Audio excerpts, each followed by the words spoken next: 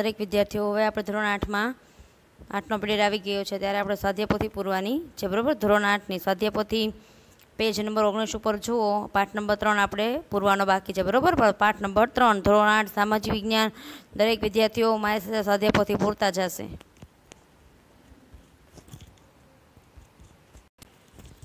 બરાબર, તો ચાલો પાઠ નંબર 3. પાઠ નંબર 3નું નામ છે ભારતનું બંધારણ, બરાબર. તો ચાલો દરેક વિદ્યાર્થીઓ એમાં આપણે સૌથી પહેલાં વિકલ્પ જોઈએ. વિકલ્પ નંબર 1, ભારતના બંધારણની શરૂઆત ક્યારથી થાય છે? એમાં આવશે સી, આમુખથી. બીજું, બંધારણ સભાએ તેની કામગીરી ક્યારે શરૂ કરી? એમાં આવશે એ, 9 ડિસેમ્બર 1946ના દિવસે. ત્રીજો વિકલ્પ, બંધારણ સભાના અધ્યક્ષ પદે કોને ચૂંટવામાં આવ્યા છે? એમાં આવશે બી, ડૉક્ટર રાજેન્દ્ર પ્રસાદને. ત્યારબાદ ચોથું જુઓ, બંધારણની ખરડા સમિતિ કોના અધ્યક્ષ પદે રચવામાં આવી હતી? એમાં આવશે એ, ડૉક્ટર BR આંબેડકર. પાંચમું જુઓ, નીચેનામાંથી કોણ બંધારણ સભાના સ્ત્રી સભ્ય હતા? એમાં આવશે ડી, સરોજની નાયડુ. ત્યારબાદ છઠ્ઠો વિકલ્પ જુઓ, બંધારણ સભાએ ભારતનું બંધારણ ક્યારે પસાર કર્યું? એમાં આવશે સી, 26 નવેમ્બર 1949ના દિવસે. સાતમું જુઓ, આપણા બંધારણનો અમલ ક્યારથી થયો? એમાં આવશે બી, 26 જાન્યુઆરી 1950ના દિવસે. આઠમું જુઓ, કયા દિવસને પ્રજાસત્તાક દિન તરીકે જાહેર કરવામાં આવે છે? એમાં આવશે એ, 26 જાન્યુઆરી દિવસને, 26 જાન્યુઆરીના દિવસને. ત્યારબાદ નવમું જુઓ, આપણા દેશમાં દર કેટલા વર્ષે સામાન્ય ચૂંટણીઓ થાય છે? એમાં આવશે ડી, 5 વર્ષે. ત્યારબાદ 10મું જુઓ,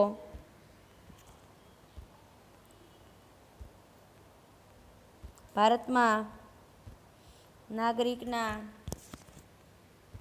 મતાધિકાર માટે કેટલા વર્ષો ઉંમર નક્કી કરવામાં આવી છે? એમાં આવશે એ, 18 વર્ષની. 11મું જુઓ, સંસદનું ઉપલું ગૃહ કયા નામે ઓળખાય છે? એમાં આવશે બી, રાજ્યસભા. 12મું જુઓ, સંસદનું નીચલું ગૃહ કયા નામે ઓળખાય છે? એમાં આવશે સી, લોકસભાના. ત્યારબાદ નીચે જુઓ, પ્રશ્ન નંબર 2માં ખાલી જગ્યા આપી છે. દરેક વિદ્યાર્થીઓ ખાલી જગ્યા જોશે.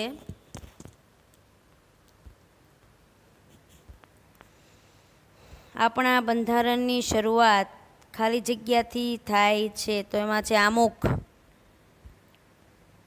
બીજી ખાલી જગ્યા, બંધારણ સભાએ બંધારણ ઘડવાનું કામ 9 ડિસેમ્બર 1946થી શરૂ કર્યું. ત્યારબાદ ખાલી જગ્યા નંબર 3 જુઓ. ખાલી જગ્યા નંબર 3, બંધારણની ખરડા સમિતિના અધ્યક્ષ ડો BR આંબેડકર હતા. ચોથું જુઓ, બંધારણ સભાના અધ્યક્ષ કોણ હતું? ડૉક્ટર રાજેન્દ્ર પ્રસાદ હતા. ભારતનું બંધારણ 26 નવેમ્બર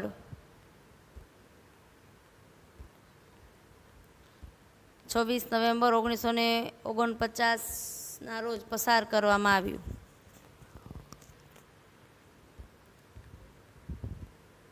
ત્યારબાદ છે છઠ્ઠું, ભારતનું બંધારણ 26 જાન્યુઆરી ખાલી જગ્યાના દિવસે અમલમાં આવ્યું. એમાં છે 1950ના દિવસે અમલમાં આવ્યું, બરાબર. ત્યારબાદ 7મું જુઓ, બંધારણીય ઘણા ખાલી જગ્યા ઉદ્દેશો સિદ્ધ થયા છે?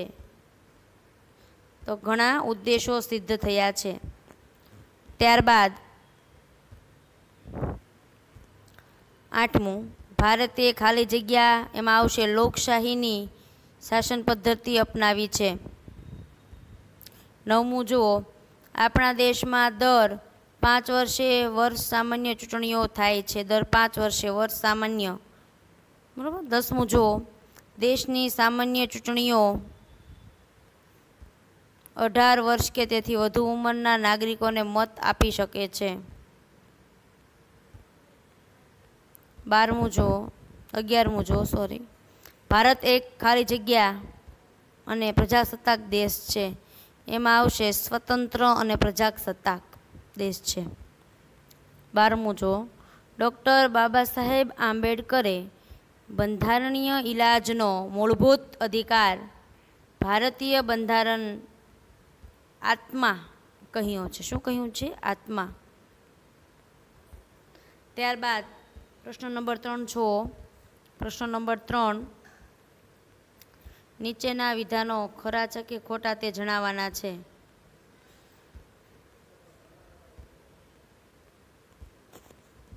બરાબર. એમાં પહેલું જુઓ, આપણા દેશના બંધારણની શરૂઆત મૂળભૂત હકોથી શરૂ થાય છે.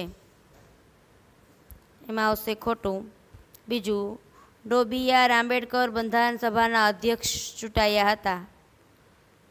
ખોટું. ત્રીજું, બંધારણીય નિર્માણની કામગીરી 166 બેઠકોમાં પૂર્ણ થઈ હતી. સાચું. ચોથું, બંધારણ વિના દેશના શાસનની કલ્પના થઈ શકે નહીં. સાચું. ભારતે લોકશાહી શાસન પદ્ધતિ અપનાવી છે. તેમાં આવશે પણ સાચું. છઠ્ઠું જુઓ, ન્યાયતંત્ર સરકારે ઘડેલા કાયદાઓનો અમલ કરવાનું કામ કરે છે. તેમાં આવશે ખોટું. કેન્દ્ર સરકારે ઘડેલા કાયદાઓ સમગ્ર દેશને લાગુ પડે છે. સાચું. ત્યારબાદ પ્રશ્ન નંબર 4 જુઓ.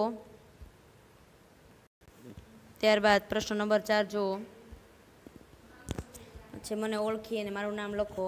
એમાં પહેલું જુઓ, હું એક સંઘ રાજ્ય છું. તેમાં આવશે ભારત. બીજું, હું રાજ્યનો બંધારણીય વડો છું. તેમાં આવશે રાષ્ટ્રપ્રમુખ.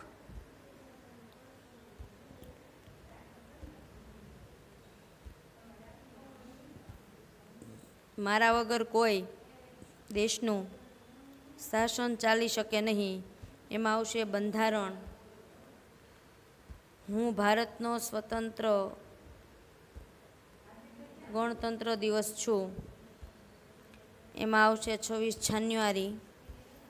5મું, બંધારણ ખરડા સમિતિના અધ્યક્ષ તરીકે મારી પસંદગી થઈ હતી. ડો.બી.આર. આંબેડકર. બંધારણ સભાના અધ્યક્ષ તરીકે મને ચૂંટી કાઢવામાં આવ્યો હતો. ડૉક્ટર રાજેન્દ્ર પ્રસાદ. મને ભારતીય બંધારણનો આત્મા પણ કહેવામાં આવે છે. બંધારણીય ઇલાજ. ચાલો તો ઉપર જુઓ, પેજ નંબર 21 ઉપર પ્રશ્ન નંબર 5, નીચેના પ્રશ્નોના 1-2 વાક્યમાં ઉત્તર લખો. એમાં પહેલું જુઓ. પહેલો પ્રશ્ન છે, ભારતનું બંધારણ કયા કયા રાષ્ટ્રીય લક્ષ્યોને આધારસ્તંભ છે? એમાં પહેલું, ભારતનું બંધારણ જે લોકતંત્ર, સમાજવાદ, ધર્મનિરપેક્ષતા તથા રાષ્ટ્રીય અખંડિતતા જેવા રાષ્ટ્રીય લેખોનો સમાવેશ કરવામાં આવે છે. બીજું, બંધારણ સભા તેની કામગીરી ક્યારે શરૂ કરી હતી? બંધારણ સભાની કામગીરી 9 ડિસેમ્બર 1946માં શરૂ થઈ હતી. ત્રીજું, બંધારણ સભામાં કયા કયા રાષ્ટ્રીય નેતાઓનો સમાવેશ થયો હતો? લખો. ડૉક્ટર ભીમરાવ આંબેડકર, રાજેન્દ્ર પ્રસાદ, સરોજની નાયડુ, વિદ્યાલક્ષ્મી, પંડિત સ્વામી, અય્યર વગેરેનો સમાવેશ થયો હતો. ચોથું જુઓ, બંધારણ સભામાં કયા કયા બંધારણીય નિષ્ણાંતોનો સમાવેશ કરવામાં આવ્યો હતો? તો કે મૌલાના આઝાદ, કૃષ્ણસ્વામી અય્યર, ડૉક્ટર BR આંબેડકર, કનૈયાલાલ મુનશી વગેરે નિષ્ણાંતોનો સમાવેશ કરવામાં આવ્યો હતો. બંધારણ સભામાં અગ્રણીય સ્ત્રી સભ્યો કોણ હતા? સરોજની નાયડુ, વિદ્યાલક્ષ્મી પંડિત બંનેનો સમાવેશ થાય છે.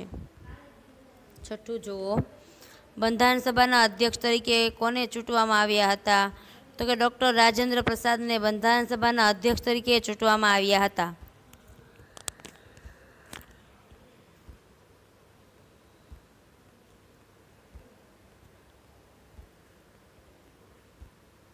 ત્યારબાદ સાતમું જુઓ, બંધારણની ખરડા સમિતિ કોને અધ્યક્ષપદે રચવામાં આવી હતી? ડૉક્ટર BR આંબેડકરને બંધારણ સભાના અધ્યક્ષની સમિતિ અધ્યક્ષપદે રચવામાં આવી હતી, નિમવામાં આવી હતી. બંધારણ સભાએ બંધારણને ક્યારે પસાર કર્યું? આઠમું, 26 નવેમ્બર 1949માં બંધારણને પસાર કરવામાં આવ્યું. નવમું, ભારત ધર્મની દ્રષ્ટિએ કેવી ભાવના ધરાવતું રાષ્ટ્ર છે? ભારત ધર્મની દ્રષ્ટિએ ધર્મનિરપેક્ષ અથવા તો બિન સાંપ્રદાયિક રાષ્ટ્ર છે. 10મું જુઓ, ભારતના નાગરિકને કેટલી ઉંમરે મતાધિકાર મળે છે? ભારતના નાગરિકને 18 વર્ષની ઉંમરે મતાધિકાર મળે છે. 11મું જુઓ, કેન્દ્ર સરકારના અંગો કયા કયા છે? કેન્દ્ર સરકારના મુખ્ય 3 અંગો છે. પહેલું સંસદ, બીજું કારોબારી અને ત્રીજું ન્યાયતંત્ર.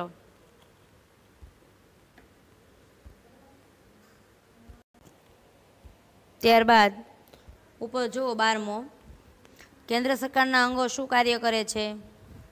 કેન્દ્ર સરકાર કાયદા ઘડવાનું, મંત્રીમંડળના કાયદા અમલ કરવાનું અને ન્યાયતંત્રને ન્યાય આપવાનું કાર્ય કરે છે. 12મું 13મું, મૂળભૂત અધિકારો શું કહેવામાં આવે છે? મૂળભૂત અધિકારો બંધારણમાં સ્વતંત્રતાનો સમાવેશ કરવામાં આવે તેને બંધારણીય નો આત્મા કહેવામાં આવે છે. 14મું, બંધારણનો અમલ ક્યાંથી કરવામાં આવ્યો? 26 જાન્યુઆરી 1950થી બંધારણનો અમલ કરવામાં આવ્યો. 15મું, આપણા બંધારણમાં કઈ કઈ વિશેષતાઓ છે? પ્રજાસત્તાક, બિનસાંપ્રદાયિકતા, લોકશાહી, શાસન પ્રવૃત્તિ, મૂળભૂત અધિકારો વગેરે આપણા બંધારણની વિશેષતાઓ છે. ત્યારબાદ નીચેના પ્રશ્નોના ઉત્તર લખો. પ્રશ્ન નંબર 6, એમાં પહેલું, બંધારણ એટલે શું સમજાવો? તો કે દેશનો વહીવટ વ્યવસ્થિત રીતે ચલાવવા માટે બનાવેલા નિયમોને બંધારણ કહેવામાં આવે છે. બંધારણ ચોક્કસ સિદ્ધાંતો, ધ્યેયો અને બંધારણોને ચોક્કસ સિદ્ધાંતો, ધ્યેયો અને આદર્શોને આધારે બનાવવામાં આવે છે. બંધારણ લિખિત કે અલિખિત સ્વરૂપનું હોઈ શકે છે. તે પ્રજા દ્વારા ચૂંટાયેલા પ્રતિનિધિત્વએ ઘડેલું હોઈ શકે છે. બંધારણથી અનેક ઉદ્દેશો સિદ્ધ થાય છે અને બંધારણ એ આદર્શોને સૂત્રબદ્ધ કરતો દસ્તાવેજ છે. ત્યારબાદ બીજું, ભારત બિનસાંપ્રદાયિક દેશ છે. ભારત એક બિનસાંપ્રદાયિક અથવા ધર્મનિરપેક્ષ દેશ છે અને પ્રજાસત્તાક દેશ છે.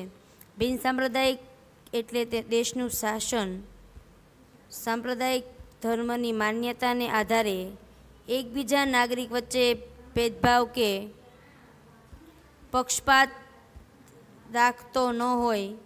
દરેક નાગરિકને પોતપોતાનું ધર્મ પાળવાની માન્યતા ધરાવતા અને તેને પ્રચાર કરવાની સ્વતંત્રતા હોય છે. ત્યારબાદ ત્રીજું જુઓ, ભારત દેશને શા માટે પ્રજાસત્તાક દેશ કહેવામાં આવે છે? પ્રજાસત્તાક એટલે રાજ્યના વડા, રાજ્યના પ્રમુખ, વંશ પરંપરાગત અમુક કુટુંબની વ્યક્તિ ન હોય તેઓ લોકો દ્વારા પ્રત્યક્ષ કે પરોક્ષ રીતે ચૂંટાયેલા હોય છે. લોકો પાસેથી પ્રત્યક્ષ કે પરોક્ષ રીતે સત્તા પ્રાપ્ત કરનાર સરકાર આપણી રાજ્ય વ્યવસ્થામાં આપણે પ્રજાસત્તાક લોકશાહી સ્વીકારેલ છે. આપણે ત્યાં રાજ્ય વ્યવસ્થા વિશિષ્ટ હકો ધરાવતા હોય વર્ગના હાથમાં નથી, પરંતુ રાજ્યતંત્રના તમામ હોદ્દાઓ હોય છે. પ્રશ્ન નંબર 4 જુઓ. પ્રશ્ન નંબર 4, ભારત એક સંઘરાજ્ય છે એમ શાથી કહી શકાય? ભારત એક સંઘરાજ્ય છે એટલે કે ઘટક રાજ્યોનો બનેલ સંઘ, જેમાં કાયદા ઘડવા માટે કેન્દ્રના વિષયો, રાજ્યના વિષયો તેમજ સંયુક્ત વિષયો નક્કી થયેલા છે. દેશની સંસદ સંઘર્ષાદિના વિષયો પર છે, જે કાયદા ઘડે છે અને તે સંપૂર્ણ દેશને લાગુ પડે છે. તો જુઓ વિદ્યાર્થી મિત્રો, અહીં આપણો આ પાઠ નંબર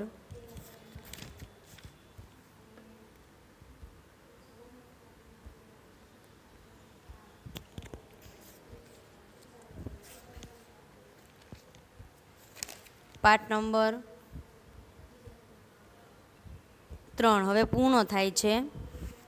તો ત્યારબાદ હવે આપણે પાઠ નંબર